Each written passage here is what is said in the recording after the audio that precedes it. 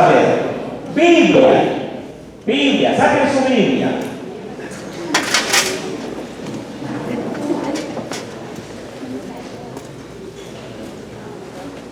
Acá, de este lado. A ver, de este lado. Alce la mano, participando, alce la mano, no todos al mismo tiempo. Quien quiera participar, alce la mano.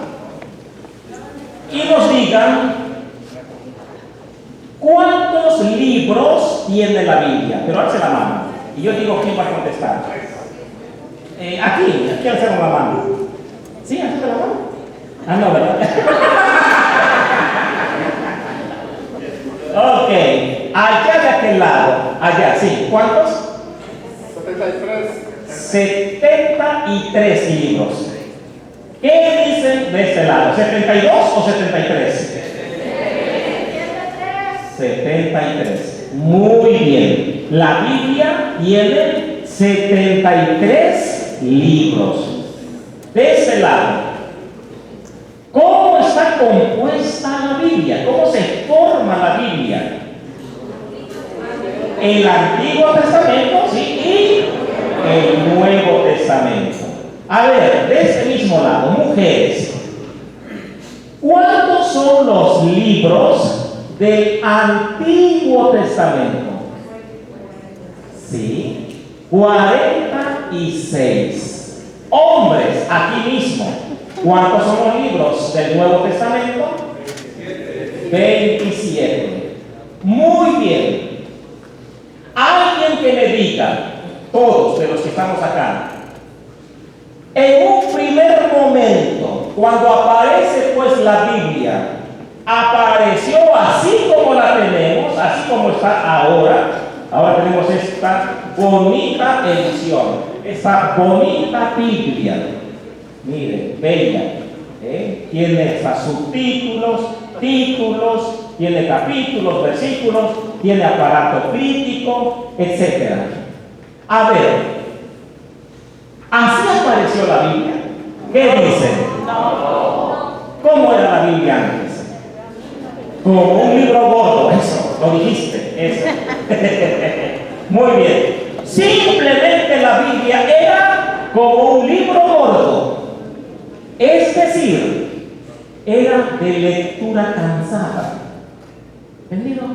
No había capítulos, no había versículos, no había aparato crítico. El aparato crítico es en la parte de abajo, se da cuenta que hay una rayita y empieza a ver unas letras chiquitas, una explicación, ¿sí? A eso se le llama aparato crítico, es decir, una explicación teológica, pastoral de los textos. ¿Ya? A los lados de nuestro texto hay otros textos. A esos textos se les llama textos paralelos. Es decir, textos paralelos sí que están unidos a mi texto, no para que lo leemos. No. A esos textos que están al lado de mi texto se llaman textos paralelos. Es decir, que esos textos me van a hablar de mi perícopa, de mi párrafo, de mi tema que estoy viendo. Entonces, con esos textos paralelos voy a profundizar un poquito más mi tema, mi texto, y luego voy al aparato crítico, pues ahí tengo lo que piensa la iglesia, el aporte teológico, la visión teológica o pastoral de ese texto. Pues ¿qué creen? Esa obra apareció muchísimos años después. La Biblia no estaba así. La Biblia era como, por ejemplo, la Divina Comedia, un libro gordo, grueso, de lectura un poquito cansada. No sé, los hermanos Karamazov, ¿no? Dostoyevsky. Bonita la lectura, pero cansada después del libro gordo. ¿Qué otro libro de lecturas? No sé. Ahora los jóvenes que leen Harry Potter, ¿no? Libro panzón, gordo. Pues bueno, la Biblia era así.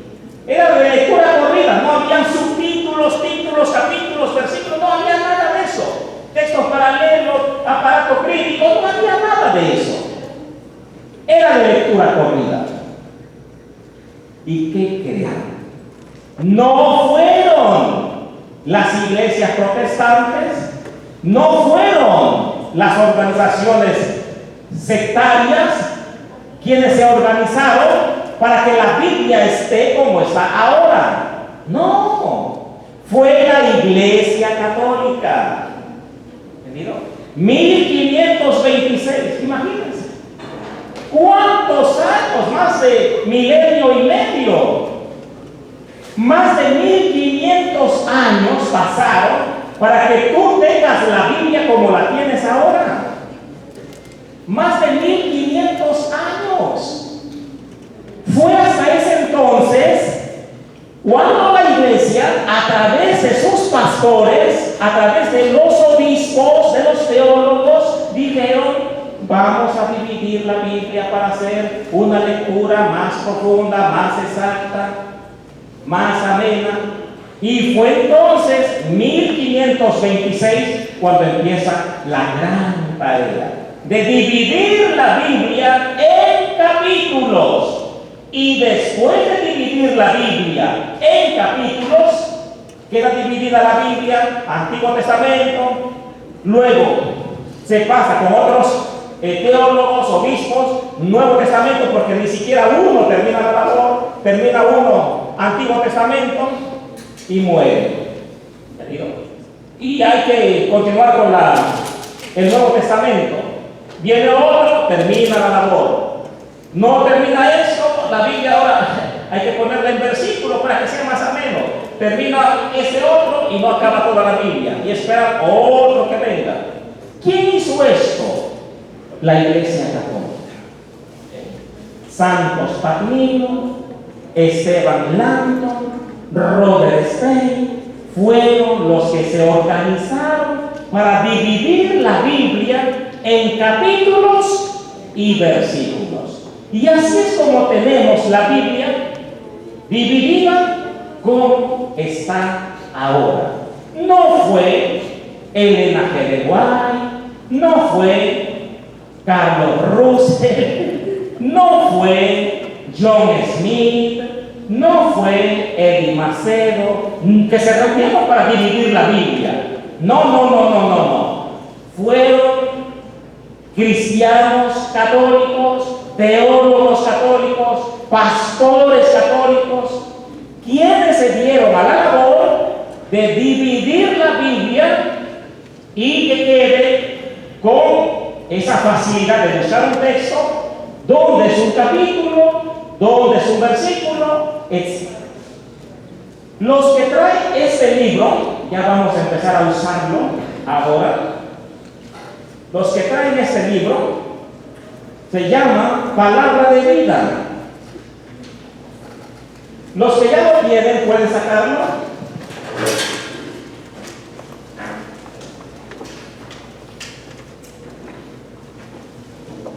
Y así rápidamente vamos a ver una sencilla reflexión. No nos vamos a detener mucho en la sencilla reflexión. En la página 71, capítulo 7, el canon bíblico. Canon bíblico. ¿Qué significa la palabra canon?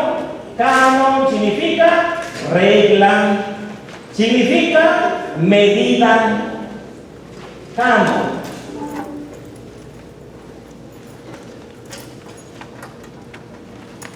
¿Qué es la canonicidad?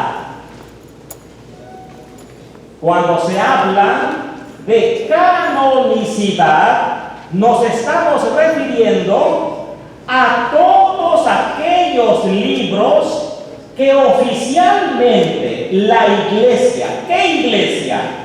No los testigos de Jehová, no los mormones, no la luz del mundo, no los pentecostales, no, la iglesia católica dijo: estos son palabras de Dios. Estos no son palabras de Dios. Entonces, ¿en qué consiste la canonicidad? En reconocer oficialmente los libros que son inspirados. ¿Entendido? los que son, o que la iglesia los considera como libros propiamente sagrados, inspirados. Ahora, cuando dijimos con la dinámica, ¿cuántos libros tiene la Biblia? Dijeron 73. Está bien, esos son los libros que tiene nuestra Biblia. Ahora, pero antes había un pequeño problema. Miren, aquí al hermano o a esta línea les pregunté, ¿cómo está formada la Biblia? Y dijeron que la Biblia está formada ¿cómo? A través del Antiguo Testamento y ¿de qué? Del Nuevo Testamento. Pues déjenme decirles, de este lado dijeron que la Biblia en el Antiguo Testamento pues tiene 46 libros. Y también dijeron que el Nuevo Testamento tiene 27 libros. Está bien. Pero en un primer momento hubo o se dieron ciertos problemas. ¿Por qué? Porque el pueblo judío, especialmente los de Palestina, ellos reconocían en su canon sagrado, es decir, como libros inspirados, el canon considerado como el canon corto. El canon corto es aquel que está compuesto por 39 libros. ¿Entendido? Entonces, el Antiguo Testamento, normalmente el pueblo judío, en especial con todos los hermanos de Palestina, Jerusalén, Palestina, ¿cuántos libros tenía su Biblia? ¿Cuántos? 39. Resulta que con la diáspora, aquellos hermanos judíos que están pues regados por aquí y por allá, sintieron la necesidad de continuar leyendo, informándose con la Torá, la palabra de Dios. Y de una manera muy particular, allá en Alejandría, sucede que el Señor sigue inspirando a algunos de este gran pueblo. Y en este exilio que se dio, muchos judíos que estaban fuera de su tierra, empezaron ellos pues a ser favorecidos con pues visiones. Dios siguió hablando, Dios siguió inspirando, que cuando este pueblo regresa con sus familiares, con los suyos, cuando regresan a su tierra, cuando regresan a Palestina, regresan con otros libros. ¿Entendido? Estos libros son considerados como libros deuterocanónicos. ¿Cuántos eran estos libros? 7. 7 libros que trajeron estos hermanos. ¿Qué sucedió? El pueblo judío era muy celoso de la Torá. Cuando estos hermanos regresan, pues traen a la par estos otros libros inspirados donde Dios habla. Pero los judíos en Jerusalén, en Palestina, dijeron: no, compadre, no forman parte del canon. Y ellos no se hicieron problema. Ellos seguían meditando esos 7 libros. Tampoco los de Palestina reprobaron a sus hermanos al traer esos libros. No, simplemente ellos justificaron. Miren, Dios nos ha hablado y siempre la Escritura, nuestra lengua materna, Dios nos ha hablado a través del hebreo. Algunas cosas, algunas expresiones en el Antiguo Testamento, arameo. Pero el hebreo, la lengua materna, todos los libros del Antiguo Testamento, los 39 libros, hebreo. Pero ¿qué sucedió? Que estos 7 libros llegaron escritos en una lengua distinta, no la lengua materna. ¿Qué creen? Resulta que la lengua con la que se escribió estos 7 libros, decían, es una lengua pagana.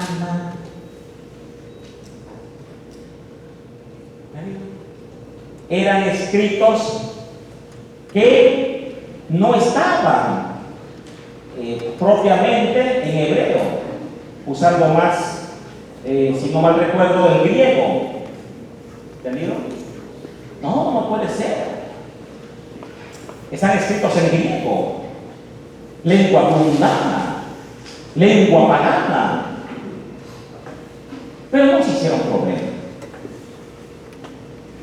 Vieron las obras y vieron que eran, de veras, textos tan semejantes a los suyos, donde veían la mano de Dios. Y este pueblo lo que hizo es permitir a estos pueblos, a estos hermanos que llegaron a Palestina, permitir que sus libros fueran usados en la liturgia oficial, pero como libros alternos. Es decir, no se incorporaron del todo a su canon, pero lo tenían como unos libros alternos. Conclusión: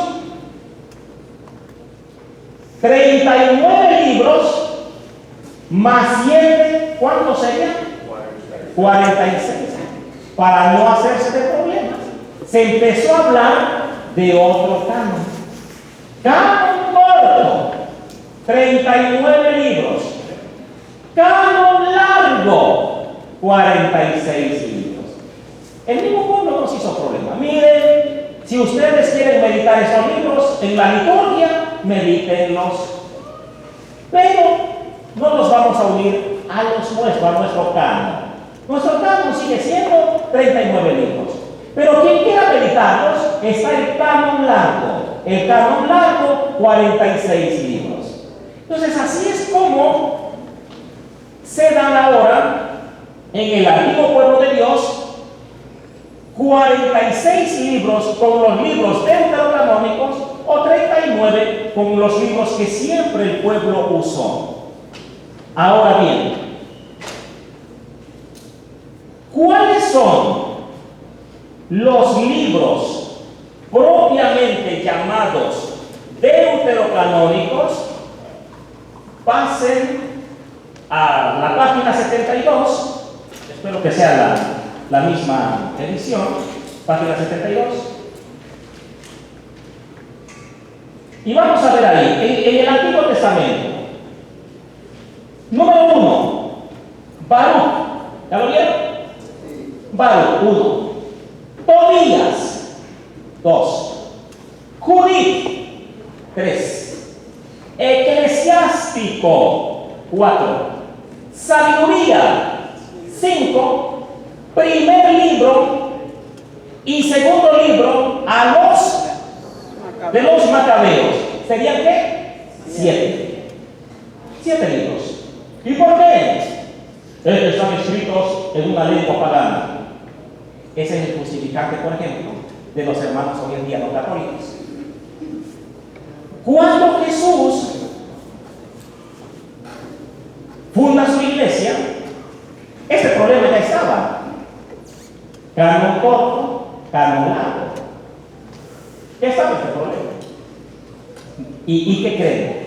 Cuando Jesús empieza a predicar, cuando los apóstoles empiezan a predicar, ¿qué creen?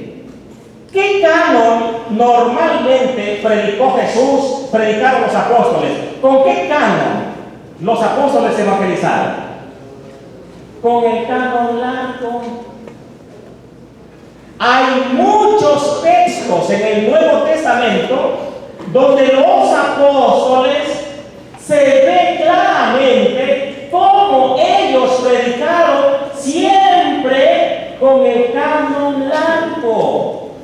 Es decir, que la iglesia desde un primer momento aceptó esos 7 libros como ¿qué? Como palabra de Dios. Es decir, déjense de cosas, déjense de cuentos. Estos 7 libros que nuestros hermanos que anduvieron allá dispersos en la diáspora, estos que regresaron a sus tierras y que llegaron con esos 7 libros, también son palabra de Dios. Entonces la iglesia es la que desde un primer momento dijo, estos 7 libros también entran en el canon bíblico, son palabra de Dios. Ahora, pero déjenme decirle algo. Resulta que también preguntaban, ¿y cuántos libros son del Nuevo Testamento? Y decíamos, ¿cuántos? 27. ¿Y qué creen? Pues en un primer momento nuestra Biblia, Nuevo Testamento, no tenía 27 libros. ¿Cuántos libros tenía? ¿Cuántos? 20. 20. También en la iglesia, en el Nuevo Testamento, hubo un poquito este problema y también son considerados como libros deuterocanónicos, es decir, sospechosos. ¿Entendido? ¿Y cuántos son? 7. 7 libros que la iglesia después con el tiempo, haciendo un estudio detallado bajo la inspiración del Espíritu Santo, valga la redundancia, dijo también con toda la autoridad, esto es palabra de Dios. Vamos a ver ahí mismo cuáles son los libros deuterocanónicos, es decir, dudosos, de dudosa procedencia, que en un primer momento pues no se aceptaron, que en un primer momento pues no estaban en el canon, que fueron aceptados después. ¿Cuáles son esos libros? Allí mismo, vamos a ver, en el Nuevo Testamento.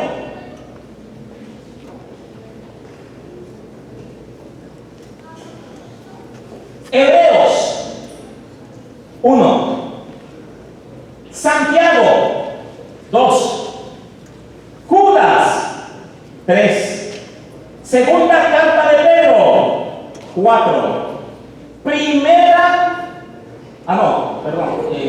segunda carta de Juan, ahí vamos, ¿cuántos? 4, 1, 2, 3, 4, 5, segunda carta de Juan 5, tercera carta de Juan 6, ¿y qué creen? Apocalipsis, el último libro de la Biblia. El último libro de la Biblia, Apocalipsis 7. Estos libros también estuvieron allí en estampa. A ver, vamos a esperar. Fue la iglesia. ¿Qué iglesia? La iglesia católica la que se quemó las pestañas. Fueron teólogos en su momento. Fueron concilios que se hicieron para decir, también estos 7 libros, considerados como deuterocanónicos, de hoy en adelante dejan de ser deuterocanónicos y ahora son aprobados, son palabra de Dios. ¿Quién lo dijo? la Iglesia Católica. Es más, a ver, abran una Biblia protestante y vean si esa Biblia tiene 20 libros en el Nuevo Testamento. No, ¿verdad? ¿Cuántos libros tiene también? 27. Oiga, compadre, pero si usted no acepta el Antiguo Testamento con 46 libros, porque son libros supuestamente deuterocanónicos, ¿por qué está aceptando los deuterocanónicos del Nuevo Testamento? Que la Iglesia en un primer momento también los puso en observación. Entraron tiempo después al canon. ¿Se dan cuenta? Y sobre todo, queridos hermanos, esa es la belleza de la Iglesia. Yo pensé que se estaba ardiendo algo por allí. Esa es la belleza de la Iglesia. ¿Entendido? Lo hermoso de nuestra Iglesia. En esta iglesia en la que yo estoy, en esa iglesia en la que yo quiero vivir, en esa iglesia en la que yo quiero morir. ¿Por qué? Porque esta es la iglesia columna de la verdad. Entonces, esto tenemos que valorarlo mucho. Vamos a avanzar.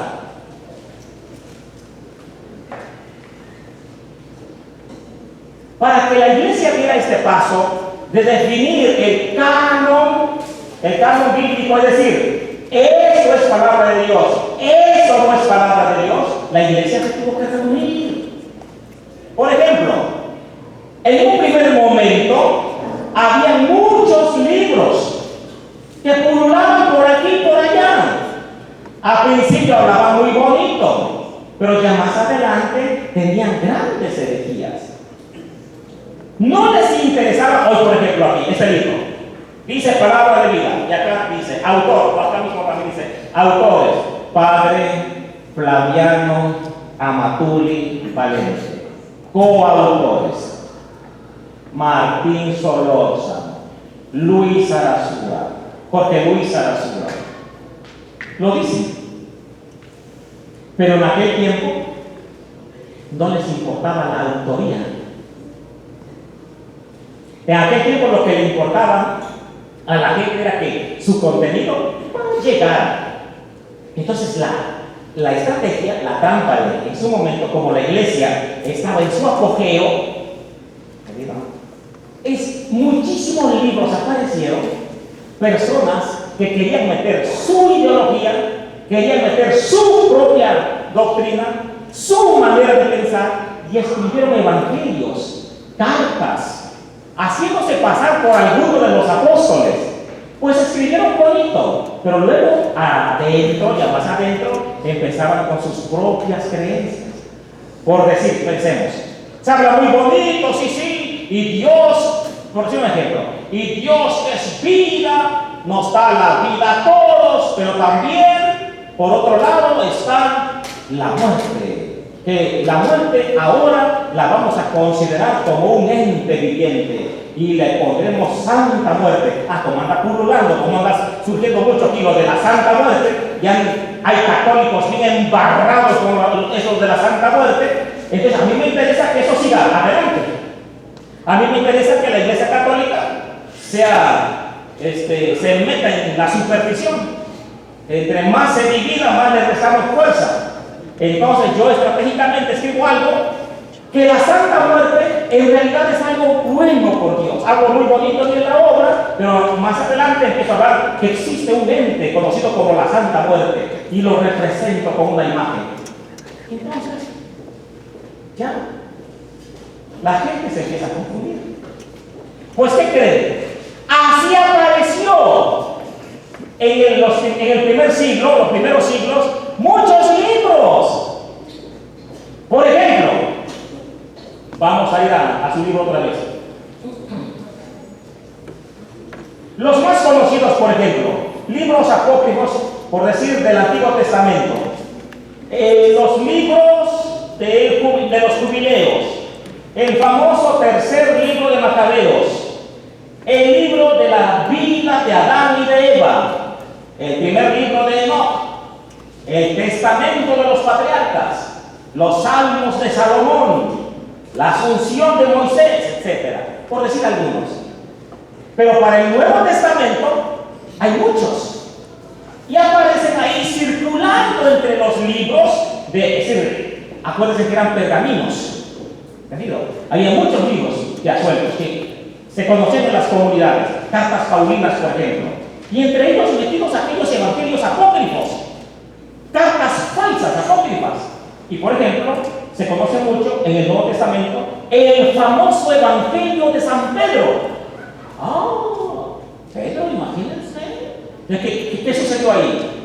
Que un loco por ahí, un Juan Barranco cualquiera, se puso a escribir y puso: este Evangelio es de San Pedro. Y así es como aparece entonces Evangelio de San Pedro. El Evangelio de los Hebreos, el Evangelio de Santiago, el Evangelio de Tomás, la carta de los Hechos de los Apóstoles, la carta de los Apóstoles, Hechos de Pedro, Apocalipsis de Pedro, etc. ¿Qué hace la iglesia? La iglesia dice: a ver, viendo que estos libros comienzan hablando muy bonito, pero por acá grandes herejías, se pide al Espíritu Santo entonces ese discernimiento. Y la iglesia no dijo: Evangelio se usa palabra de Dios para acá. Evangelio según San Pedro, no, ese no lo escribió Pedrito, para acá. Evangelio según María Magdalena, no, para acá. Evangelio según San Juan, para acá. Fue la iglesia la que hace esta labor. Y así entonces es como tenemos el canon bíblico. La iglesia dice con toda autoridad: 46 libros. Híjole, no le pagamos bien a los mayas. Ya se lo 46 libros para el Antiguo Testamento y 27 para el Nuevo Testamento. Y así es como aparece el canon bíblico para determinar los libros de la Biblia. Bueno, hasta aquí vamos a dejar esta reflexión y los seguimos invitando para que mañana sean fieles y regresen. No vaya a ser que no me regresen ni por la silla. Entonces mañana es un poquito más complejo. Venzan la tentación. Mañana es domingo. ¿Por qué digo venzan la tentación? Porque mañana domingo, día familiar, día de ir a la misa, ¿sí? Pero podríamos venir, compartir esas reflexiones. La misa la vamos a tener, vamos a continuar con las reflexiones. Terminamos más o menos a eso de las 2 y la misa que vamos a tratar de participar sería la de las 4. La de las 4 de la tarde. Ok, vamos a disponernos entonces y no olviden mañana participar. Tráiganse a la familia. Que Dios me los bendiga.